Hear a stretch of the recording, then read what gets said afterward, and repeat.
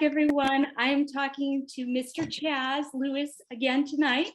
And I want to remind you, he's a mentor, a coach, and a teacher, and has a history of working with not only children, but also teachers as well. So Chazz, welcome back. It's good to have you. Good to be here. So we were talking last time a little bit about, your motivation for what you were doing and why you ended up in this path that you've ended up in. And so as I was thinking through this, I happened to see one of your podcasts where you went through and talked about being an irate younger child, I think maybe preschool or kindergarten age. And I was really fascinated with that because I think parents don't always think from the perspective of the kid. So I won't make you reenact it unless you really want to, but maybe give us an idea of how it is as a younger child to not understand your parents' wishes and then how they feel in respect for that. Yeah. A lot of when I talk about my content and when I explain things, I do talk about the perspective of the child and kind of getting in the headspace of how they may be experiencing things. And I know for myself, something that I really struggled with as a student, and I've since been on the other side as a teacher, but I really struggled with as a student, just sitting still and focusing on whatever the teacher was trying to teach about. And I can still remember kind of what it felt like in my body. And I still have some memories even in kindergarten of just being expected to sit on the carpet for what felt like forever. It's probably just one or two books that they were reading, but it really felt like forever. And I couldn't even focus on the book because I was moving around so much. And, I had to focus so much on just trying to keep my body still. And for a lot of teachers, they're like, oh, well, if they're still and they're quiet, then they're learning, right? And that's not the way. We know a lot more about learning, and we know that that's not necessarily true. And a lot of times it's, children, especially young children, need to be moving around a lot. And that is the way that they learn, kind of through movement, through experience, through touching, through really experiencing whatever they're learning about. So yeah, and I've been on the side of the teacher too, of just trying to read the book or trying to do the thing, and just thinking like, oh, my life would be a lot easier if everyone was just still and focused to what I was saying from beginning to end. But I've learned definitely over time to that I'm way more effective if I can adjust the way I'm teaching to the way that children learn, as opposed to expecting children to adjust the way they learn to the way that I teach. So that's kind of a little bit about, the way that I saw it as a way I felt as a child, to kind of how I saw it as a teacher, and then what I had to learn and kind of evolve and grow into so that I can help the kids that were like me. Yeah. It's funny you say that. When I went to Montessori also, and I remember sitting on this giant rug in preschool and looking up at the lights, and the light was it made me think of an ice cube tray, and I thought maybe I could swing on it. I don't remember what she was talking about. I don't remember the story. I just remember thinking I really wanted to swing on that light. So so yeah. That's funny. Your brain though, when you're little like that, it's just so busy that sitting still is almost an impossibility for any length of time anyway. And yet we still expect kids to do that unfairly. Yeah. And it's funny, like, even when you were sitting, you were thinking about moving. You were finding any little thing around the room that you're like, oh, that would be fun if I could do this other thing, anything other than sit here and listen.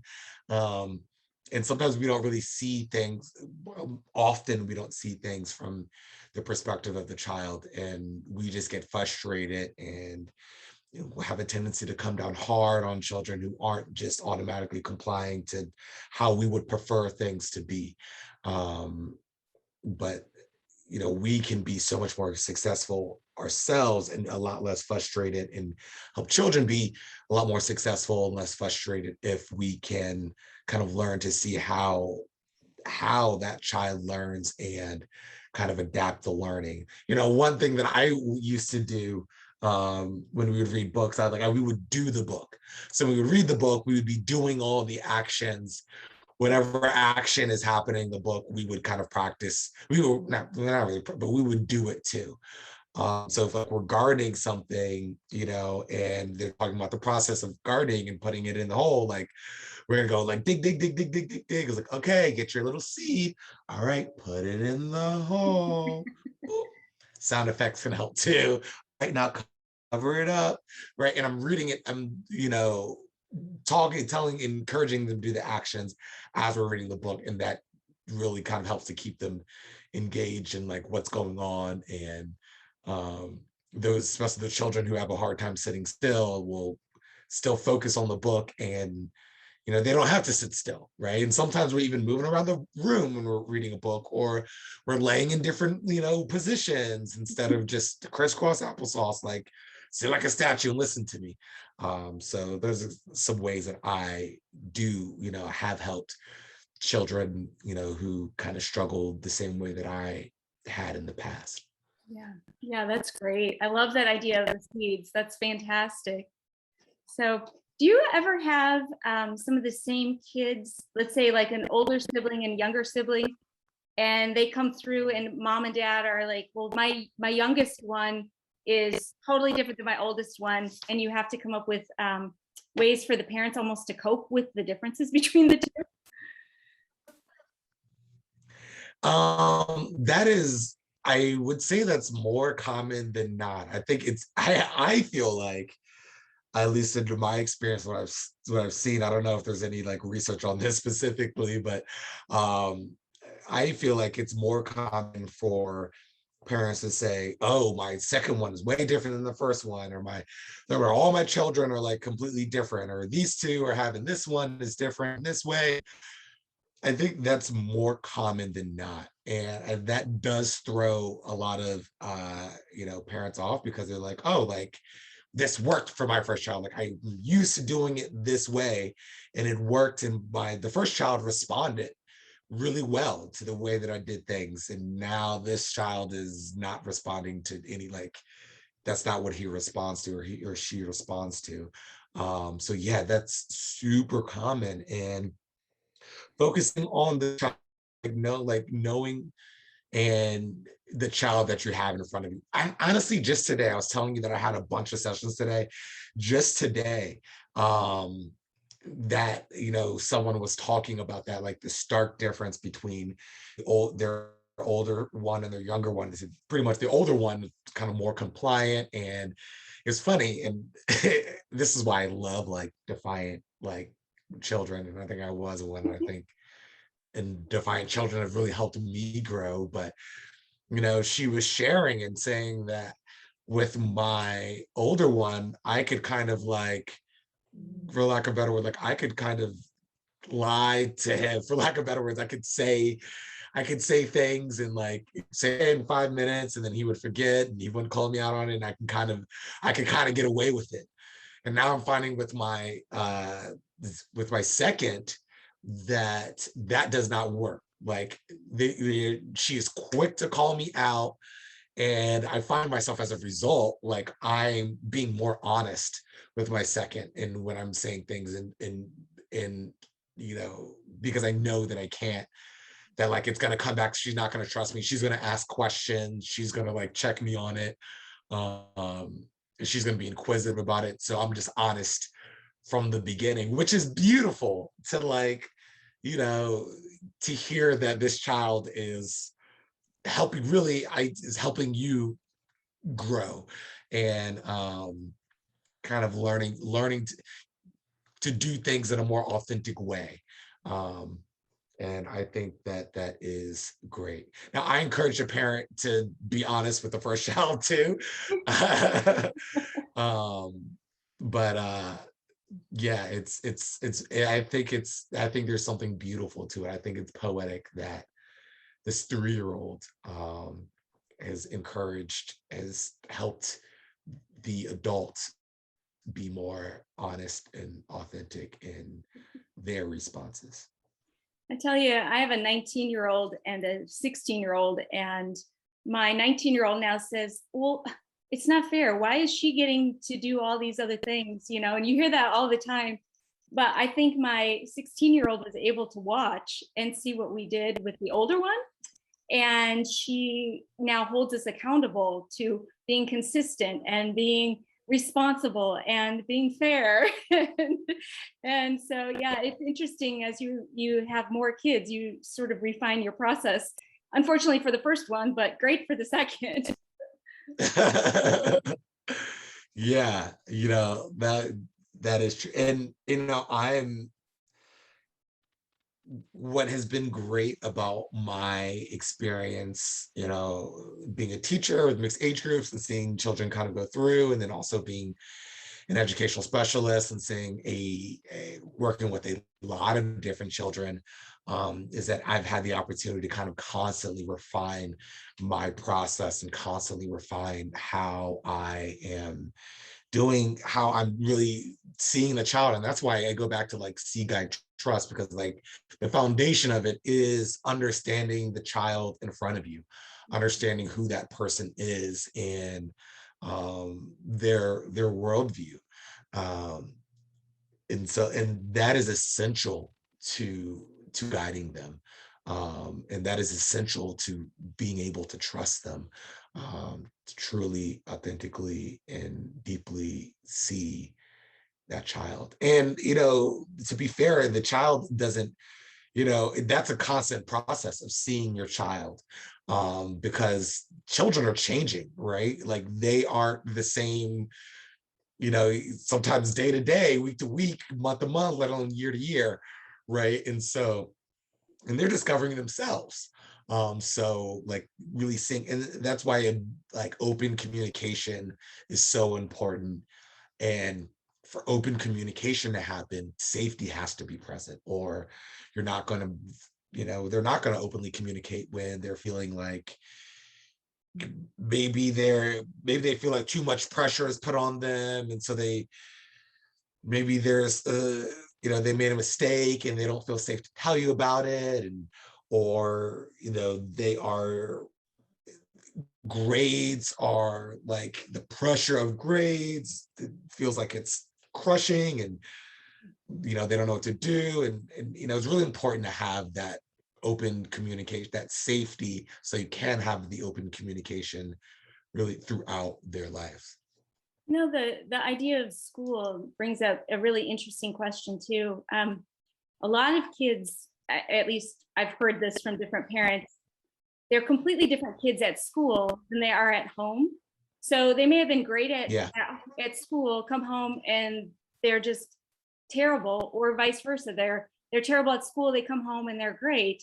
What would you say to parents about that? Like, what is the understanding behind that?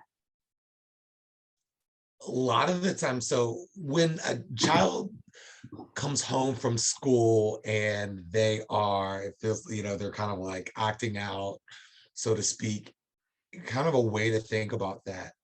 And what may be happening is that they feel, at school, there are these expectations and there are these, rules and routines and expectations that school has. And these people that they probably may not even know, especially kind of like in the beginning, this like school kind of call like the honeymoon phase sometimes, like the first 2 weeks when you're really getting to know the children and they're like a lot more reserved. And then over time, even in school over time, they tend to show, children tend to start to show themselves more. But a lot of times what's happening, at home is that they spent all day working really hard on things like impulse control, organization, following multiple step directions, and just really we've had to kind of keep it together to meet all these expectations. And then they get home and they're like, oh, my safe place. And they can feel like they can just be themselves, emotions and everything, included. And I mean, when you think about even yourself, like we kind of do the same thing ourselves, right? Like think about like, and I know this too, because worked with a lot of people and met their, partners. And it's like at work, you are this maybe seemingly very, sorry, you're this seemingly maybe, cool-headed, effective, rational problem solver who brings everyone together, who really thinks things through before they say something, and, there's kind of this version almost we have of ourselves or we create or we develop at work. And then we get home and we're not the same with our spouse, right? And like someone does something at like work, you can kind of think about it. You think about how you're going to say it. You're going to like process it and try to say it in the best way.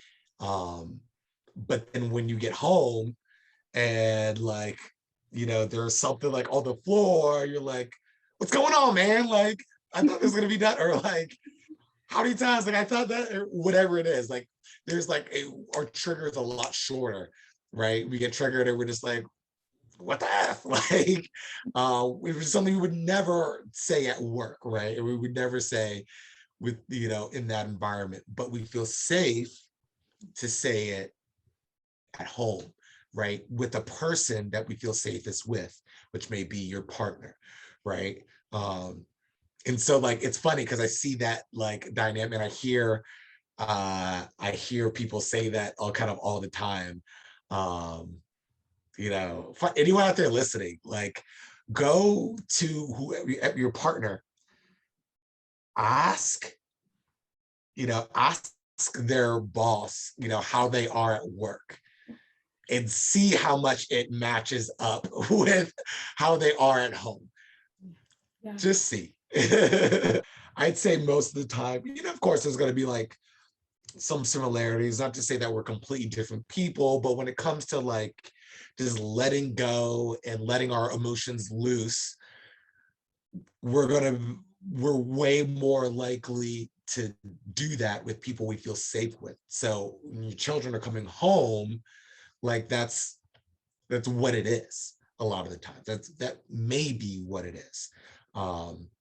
They just feel safe to just be themselves. So that comes with a lot of stuff. But it comes with a lot of challenging stuff, but it comes with a lot of really good stuff, like open communication.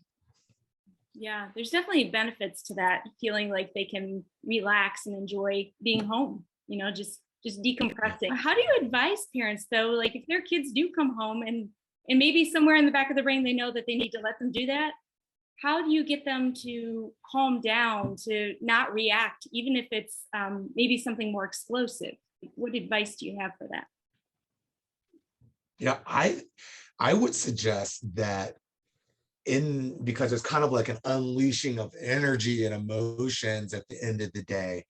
And I even see this even like from the moment of like sometimes pickup time, they'll see their mom and they'll like, they'll break down like, oh, my goodness, here, like safety, like, I would encourage a parent to, before getting home and having all these, trying to put more expectations on the child, like give them time to just go to the park, jump on the trampoline, give them time to just unleash like some of that energy, just kind of get it all out.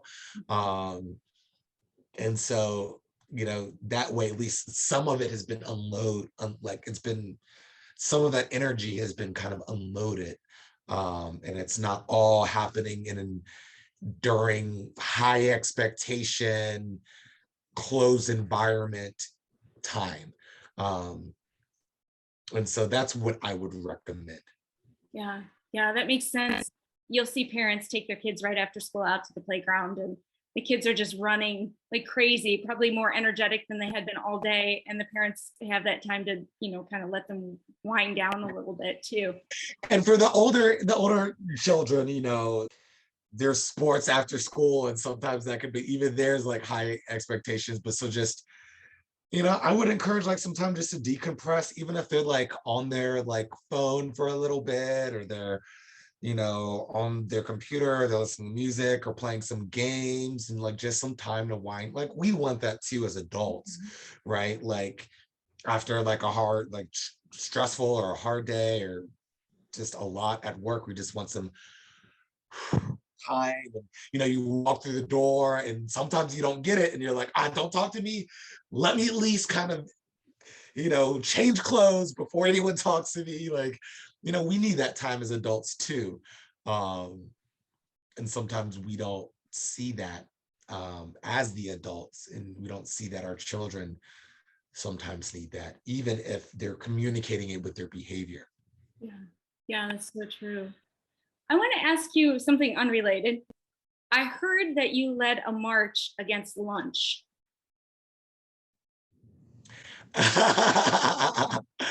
Not against lunch. Okay. So okay. So let me try to let me see if I can condense this, because we got a couple of minutes. Yeah, So yeah. I wanted to find a way, and this was years ago, many years ago, where I wanted to, it was kind of like Black History Month. So it's like, okay, how am I going to like teach my children, my little community of humans, something valuable? What is something that would be relevant to them, that would be helpful for them?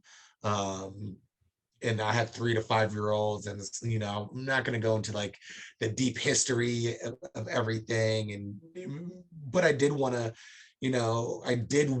to, like, how can I do something meaningful here? So we did read some books where it was talking about like sit-ins and protests and things like that, that kind of introduced them to the idea. And I just wanted them to know that, like, that they have power too, even with their little, they may not feel like they have a lot of power in this big adult world that they live in, but there are acceptable ways to voice your opinion. And I asked them, like, what's something that you guys really want? And I asked them during lunchtime. So this is probably why, like, this idea came to mind. They said that they wanted chicken and rice. So I said, oh, okay, like, I support that. That's your idea. I wanted to be their idea, not something I imposed on them. And they really, chicken and rice was like a big deal in our school anyways. We had a cook, her name was Miss Thelma, and she just made some bomb chicken and rice. I loved it too. I didn't love all of the like school food, but that was something I'm like, yeah, make me a bowl. So they wanted to protest. So like chicken and rice is what they wanted to protest for. And so I said, okay, well, what do you think we can do? And so they had like, oh, like, we could tell the cook, Miss Thelma, we could tell the director. We called the director. We said that we wanted chicken and rice for lunch one day. We also wrote, actually, we called the cook and we said that we wanted chicken and rice. We drafted an email and sent it to the director. And we kind of planned, and of course I had like some side conversations of just like, hey, can we like really have like chicken and rice? Can we like make this happen? But we did all those things together. And then so on the day that we had planned the chicken and rice, it was like I think it was that day, because I kind of like, they came up with the idea, we talked about it, and then we started to, so this didn't happen all in the course of one day, but we probably over the course of a couple of weeks, we also made signs about like, hey, like, and they drew pictures, so they're not writing a bunch of letters at this point. Some of them could, and they were asking me, we were writing it. That also helped us, like, hey, like, this is really like educational, like we're doing academics too. Just for anyone who's, my teacher brain is always like, what could someone say about this, and like how could I explain what we're doing. So we made signs, drew pictures, like they glued pictures of like chicken and rice on the signs. And then on the day of the play and protest, you could hear us marching through the halls with our little chant, left, right, chicken and rice, left, right, chicken and rice, left, right, chicken and rice. And lo and behold, that day when we protested in the morning. For lunch that day, we had chicken and rice. And I thought that was just a, really great lesson for them. And, to learn, like, you can advocate for things effectively. And children are always protesting and advocating for things. And so it was a way to teach them kind of an appropriate, healthy, democratic way to do that. So yeah, that is my story. So you empowered a bunch of preschoolers to get the lunch they wanted. Yes. And I showed them how to get the lunch that they wanted. And that's the important part. That's the teaching part, to show them how. Well, that's awesome. What a great story and a great example that is. I love it. Thank you so much for your time, Chazz. I really appreciate it. You've got a wealth of knowledge and we just appreciate it. Yes. Thank you for having me here. And I hope to, see this in the future and see you in the future. Have a great night, Dori. Thank you, Chazz.